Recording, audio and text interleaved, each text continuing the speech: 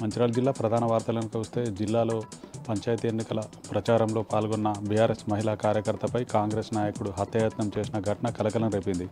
కన్నపల్లి మండల కేంద్రంలో నిన్న రాత్రి పంచాయతీ ఎన్నికల ప్రచారంలో పాల్గొన్న బీఆర్ఎస్ మహిళా కార్యకర్త రమ్యపై కాంగ్రెస్ నాయకుడు సురేష్ తాగిన మైకంలో సర్జికల్ బ్లేడ్తో దాడి చేయడంతో రమ్యకు తీవ్ర గాయాలయ్యాయి. హుటాహుటిన కుటుంబ సభ్యులు బెల్లంపల్లి ప్రభుత్వ ఆసుపత్రికి తరలించారు.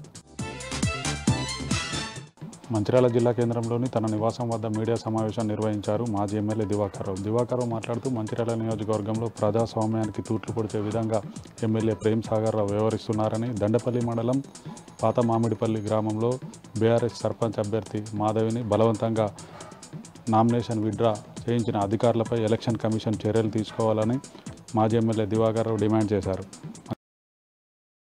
లో పంచాయతీ ఎన్నికలు నిర్వహించేరా ఎలక్షన్ కమిషన్ చర్యలు తీసుకోవాలని ఆయన డిమాండ్ చేశారు. మంచిర్యాల జిల్లా చెన్నూరు పట్టణంలో మున్సిపల్ అధికారుల ఆక్రమణ తొలగింపు ఉద్రిక్తతకు దారితీసింది.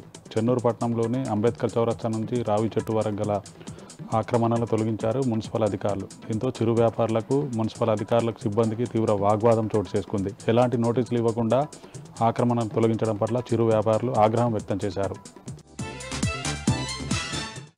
కుమ్రం ఆసిఫాబాద్ జిల్లా ప్రధాన వార్తలను చూస్తే కాగజ్ నగర్ మండలం జగన్నాథ్పూర్ గ్రామాన్ని సందర్శించి అక్కడి గ్రామస్తుల సమస్యలు అడిగి తెలుసుకున్నారు బీఆర్ఎస్ రాష్ట్ర ప్రధాన కార్యదర్శి ఆర్ఎస్ ప్రవీణ్ కుమార్.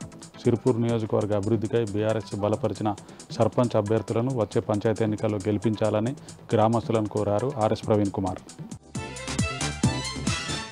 కుమ్రం ఆసిఫాబాద్ జిల్లా కాగజ్ నగర్ అటవీశాఖ డివిజన్లో పెద్ద పుల్లతో పాటు చిరుత పుల్లల సంచారం అక్కడి ప్రజలను భయాందోళనకు గురి చేస్తున్నది.